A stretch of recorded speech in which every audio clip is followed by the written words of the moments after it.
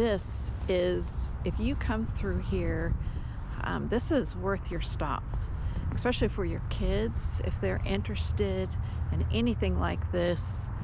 This was much bigger than I thought it was going to be. Nothing gonna stop me living it up, dancing to the backbeat, turning it up. Nothing gonna stop me living it up, dancing to the backbeat, turning it up.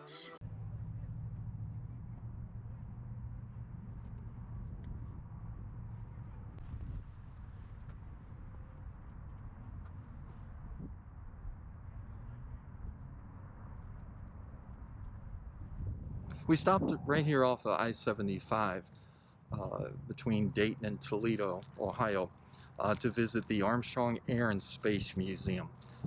Neil Armstrong is from right here in Wapak, and this is where he grew up. And so they put a museum in place with a lot of things from his days of space travel and so forth. So come along with us on this trip.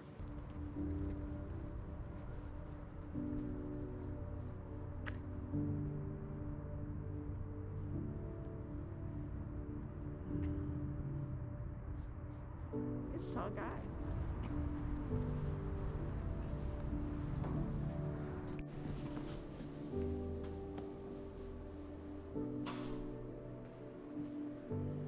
I didn't realize we had so many astronauts.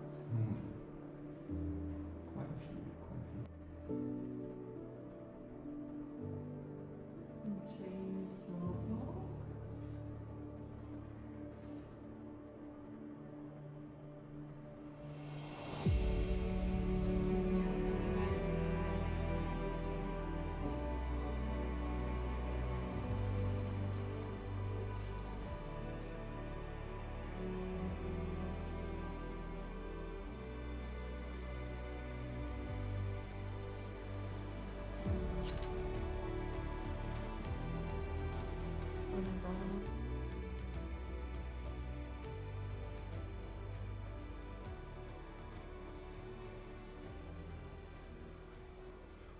This is what my dad flew in World War II. He was a tail gunner on the B24 Bomber. They flew over, dropped their load in Romania to shut down the oil fields to keep the German army from progressing forward, and were shot down on the way back and spent the last year of the war in the German prison camp.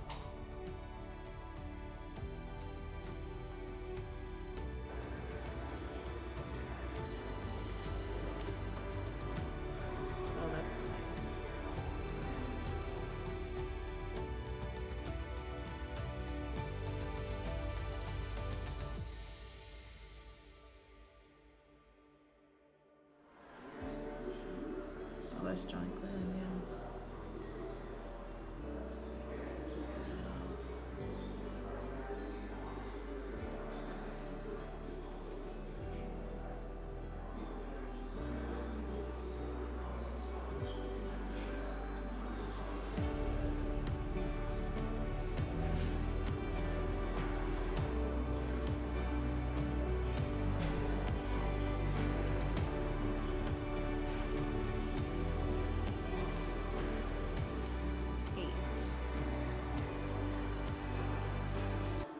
Gemini allowed the space program to learn and to perfect the skills and techniques necessary to reach the moon during the Apollo program.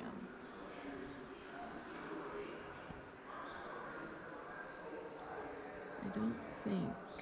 Boy, talk claustrophobic.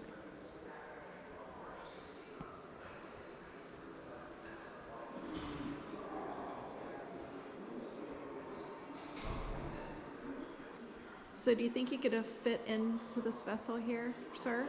When I was in middle school, yes. And I may still be able to. I just would never be able to get out. Of course, this was Gemini. I think they just circled the moon in this, right? But it was a 3-day flight from the Earth to the moon. Right. 3 days just to get there and then 3 days to get back. So you're confined in the seat. For 6 days. For 6 days, plus whatever you did while you were there. Well, they never got out of it until they were in the ocean, yeah.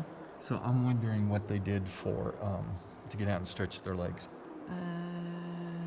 Maybe a rest area or a Stuckey's along the way. And there's two of you in here. Well, I know. So you can't get away from each other. No, you cannot. You better be good friends. Or you'll better be good friends by the time you get home.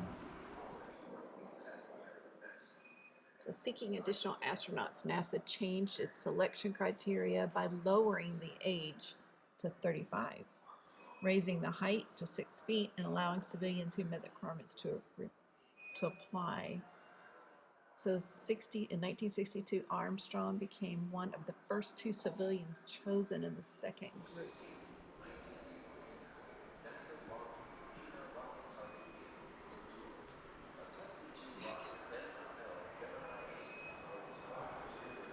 So Armstrong flew 2 important planes, the X-15 and the F-5D Skylancer, and that each plane's technology was adapted for later space flights. President Kennedy challenged the United States to land a man on the moon by the end of the decade in a joint session of Congress.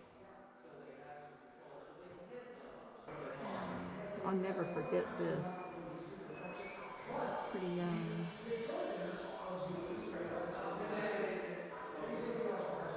Said in January of 1967, tragedy struck the crew of the Apollo 1 moon mission. Veteran astronauts Gus Grissom and Edward White and rookie Roger Chafe lost their lives during a pre-flight test at Cape Kennedy. They were sitting in the command module doing usual power tests, and a fire suddenly filled the cabin, and poisonous gases suffocated them. And this, folks, is what you had to eat and drink. There's chocolate pudding up here in the right. Duane would have been just fine with chocolate pudding. Cocoa in the center. And chocolate. This pudding is also a fruitcake, a pineapple fruitcake. Oh, yeah. That's Chicken and rice. pretty big. Pretty big Add water portions to it, swells there. up, and you're full. On Apollo missions. So they wouldn't float around. Right, so they're sleeping bags. Personal hygiene. There's soap and a washcloth right here. Right. That's Neil's spacesuit. Oh, wow. That's the flag that was carried aboard the Apollo 11.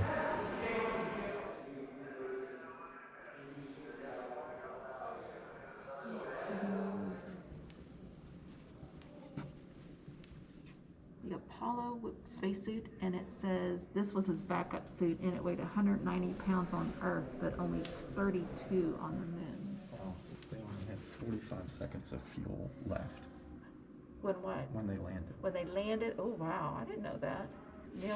Neil Armstrong manually landed the lunar module on the moon surface on July 20th, 1969, with only 45 seconds of fuel remaining. Wow. And they had issues. 5 computer alarms sounded as he steered the spacecraft, and Edwin Aldrin called out altitude and velocity changes to avoid rocky terrain. Here you notice the landing spots: Apollo 11, Apollo 12, Apollo 14, Apollo 15, Apollo 16, Apollo 17. So we're missing one. You're missing Apollo 13, and if you remember, that is described over here because they recorded back to Houston. Okay, Houston, we have a problem here. Do you remember that famous movie? That was Tom Hanks that said that. Right, and this is the crew that was actually on that flight that they were able to get back because of some incredible engineers on the ground. Yeah, that's a great movie. If you should see that.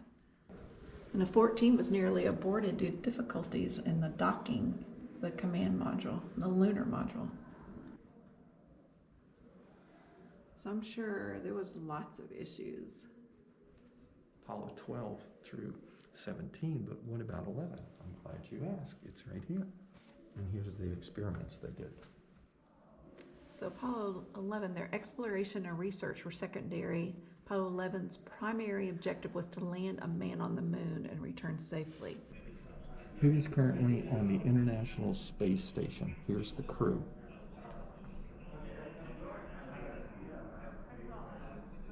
That's really neat. These are astronauts and people from around the world. Yeah, they're all together though. Mm-hmm. So we have 2 people from the United States, everybody else from different countries. It's her and Shannon Walker. Go girls!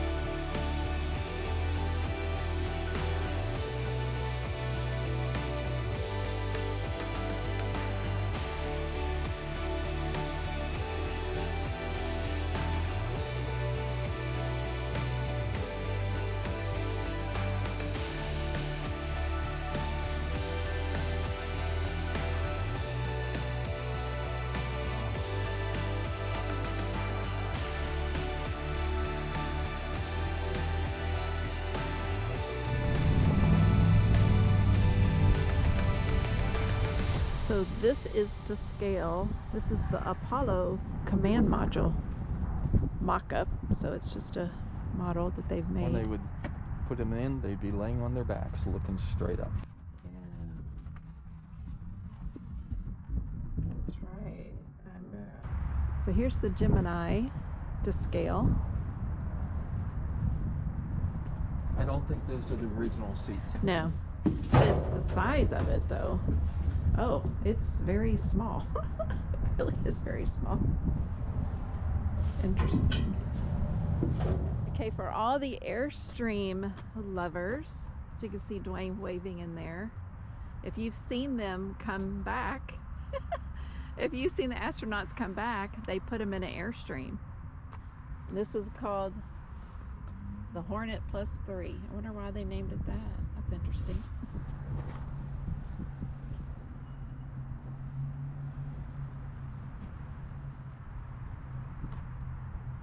It's Neil's plane.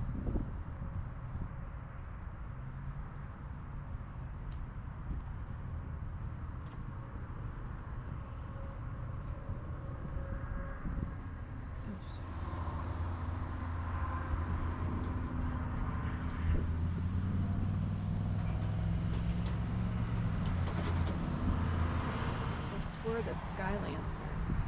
It's a Navy plane. It was designed for the United States Navy to be an all-purpose fighter interceptor based on an aircraft carrier. An arresting hook located below the afterburner assisted in landing. The wing tips mechanically folded up for parking. Douglas had built only 4 of them when the Navy canceled the program.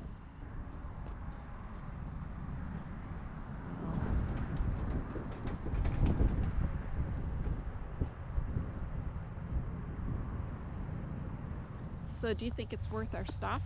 Every bit of it. It is just amazing. All the history, details. If you're anything into science or space, you have some kids that have just heard about astronauts or followed the program, most definitely. For grown-ups, it's very fulfilling and rich. It really is. So how do you get here? It's right off Interstate I-75 towards Wapakoneta, and is marked pretty clearly. You'll see the dome of the moon, which shapes the center of the facility, right off the side of the interstate. Easy entrance and exit, plenty of places to eat, even some lodging if you need a place to stay for the night. There's a campground close. KOA that we is saw. less than a half mile from Yeah. here. So And there's plenty of room if you just want to stop with your RV. There's plenty of room just to park it in the parking lot. and it's reasonably priced, and you get discounts for age, for military, those type of things, and very educational. It But is. oh, so worth it, so worth it. I'd do it again.